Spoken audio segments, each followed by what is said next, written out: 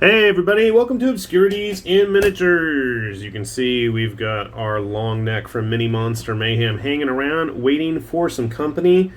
And I think we found some. We went ahead and printed up the big, giant, three-headed T-Rex because life will find a way. So here is the base, and for whatever reason, it printed out kind of wonky on me, but seems like it's going to be pretty solid regardless, so I'm not going to worry too much. But I gotta say, I really like this base a lot more than the other releases that reminded me of shortbread cookies. We've got the next victim of our 3-Rex ready to get gobbled up. So as I showed you guys earlier, we've got the heads for our giant dinosaur here. Let me get them zoomed in so you can really see the detail.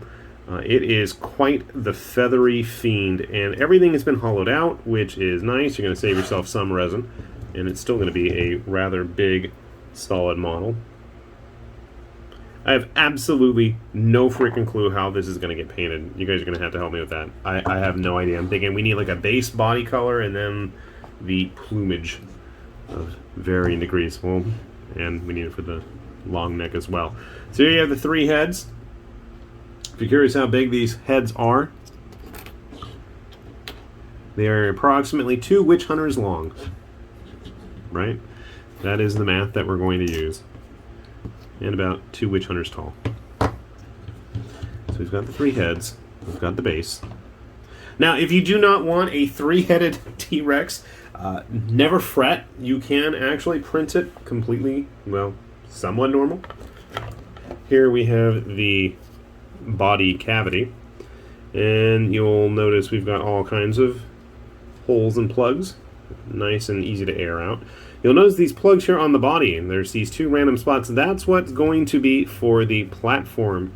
I printed the mobile base version. You don't have to print it like that, but just so you're aware, you can have the kind of gondola type baskets much like the other models in this set, and then it's going to just glue together and sit on his back. I'm probably not going to glue these together yet, just because it looks like playing around with it, it's going to be a pain to really get it to attach good, and with these thin rope parts, I'm just afraid I'm going to break something.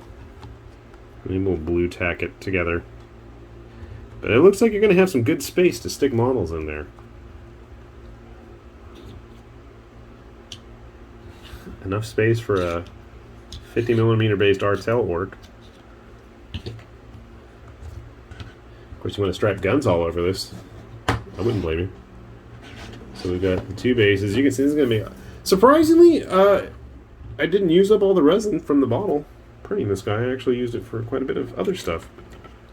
Besides the body and the heads, we've got 2 long pieces for the tail,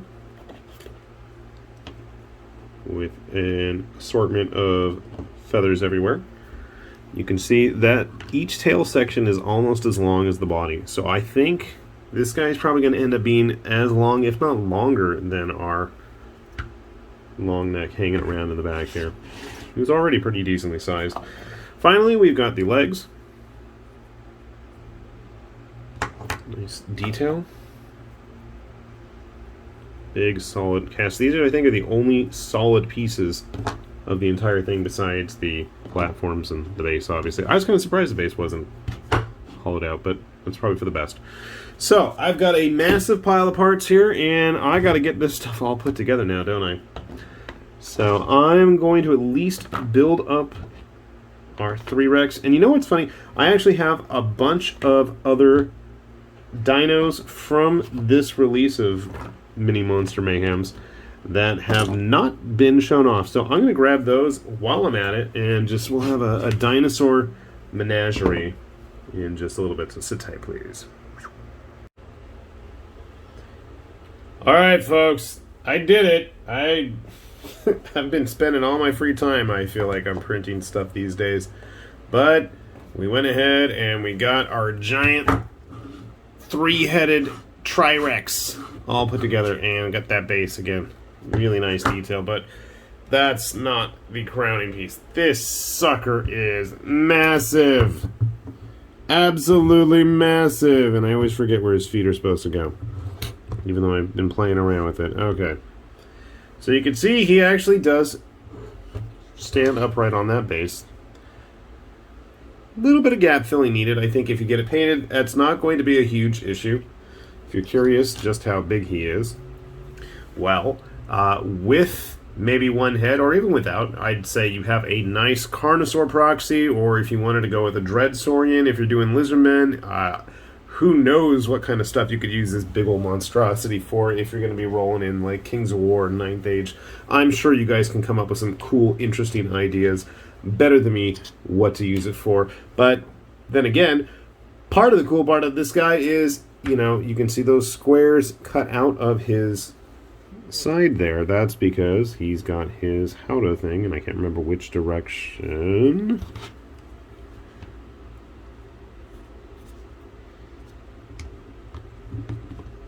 I think it goes like this. And thanks to some bad editing. So the howdah is a bit of a tricky one. So we've got a little bit of a gap there. It's going to need to be glued down, but I kind of want to get to painting him. And obviously, I think I'm going to leave it off for now. It doesn't fit it really well right now. It's going to totally make him off balance, and I don't think it's going to be really effective. Maybe I can do it like this.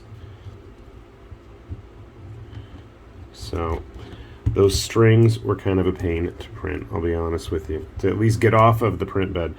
So you can see he's got nice little sections there when you have that all put together. I'm going to take it off for the moment just because it's not going to stay on well. Back you go on your base, big boy. You can tip over and smell the floor. In terms of models that you could fit on there, I mean, there is enough space to put a 32mm figure. Obviously, if you want to double up smaller guys, that's not going to be a problem. You could probably fit at least a 50mm guy up there. There's my Croxagore. So that's something to think about as well. And the fact that there's no actual crew on this, I think, really works to this guy's advantage because, you know, what's to stop you from using him in just about any kind of army imaginable on the tabletop? Especially with that howdah on there, I think you can use this guy for just about any kind of big centerpiece, transport, you know, boss monster, what have you, for just about any kind of army. I was thinking orcs might be a good one to put up there, which then got me thinking, you know, what about for Conquest? We've got like the Apex Predator stats available, and I know I've already seen people mentioning the fact that, you know, boom, that is a 100mm just about base. Fits perfectly in a Conquest monster-sized movement tray. So something to think about if you wanted to at least get something like that on the table, at least until we get an official model, because who isn't going to want a big giant monstrosity dinosaur in plastic? I'm going to get one, but hey, then I got at least more than one. So awesome model as always from Mini Monster Mayhem, and as promised, I did grab a couple of the other buddies of his that I've been printing. This one caused a conniption fit for my kid. This was the Stegosaur. Stegosaurs aren't supposed to stand up. Well, we know that, but it's an interesting model nonetheless. And especially it's a fantasy Stegosaur. They're all fantasy monsters at this point. Again, the hardest part was those ropes. Keeping them in one piece. I broke them, glued them. I'm going to put a little bit of green stuff or some epoxy putty or something in there just to kind of help balance things out. But again, great model for if you need a mounted leader unit up there. Of course, you don't have your base handy, so you got to be careful about that. Something to consider. I do like that little platform. I think that's a really novel approach. And eventually we're going to get the rest of our dinosaur caravan officially started getting painted. Speaking of painted, we have one whole model so far. The little baby T-Rex. There's actually a couple of variations. I printed up another one.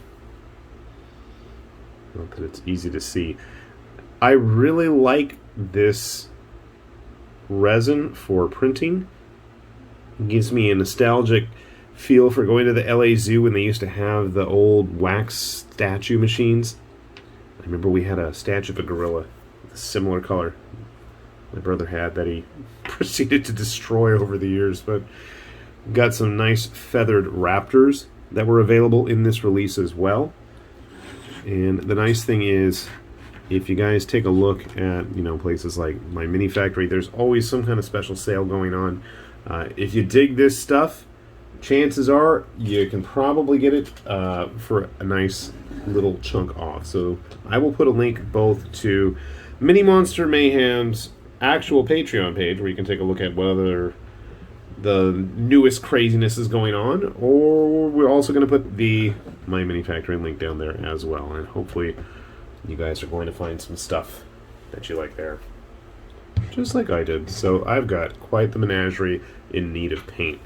I'm going to need some suggestions, guys, on what colors to do these in. So obviously I'm thinking, my son was mentioning the three-headed T-Rex actually really reminded him of one of the cards from Ixalan in Magic. So I'm thinking I'm going to paint him up like that, but if you guys have any suggestions, by all means, let me know. I would love to hear them, because I am always scratching my head when it comes to painting dinosaurs. Alright, I've rambled long enough. I'm going to let you guys all go. Links are down below. Have a look, and hopefully everybody's going to see something they like I said. With that said, this has been High Lord Tamberlane with Obscurities and Miniatures, saying thanks for watching, and we will see you back here soon. Bye-bye.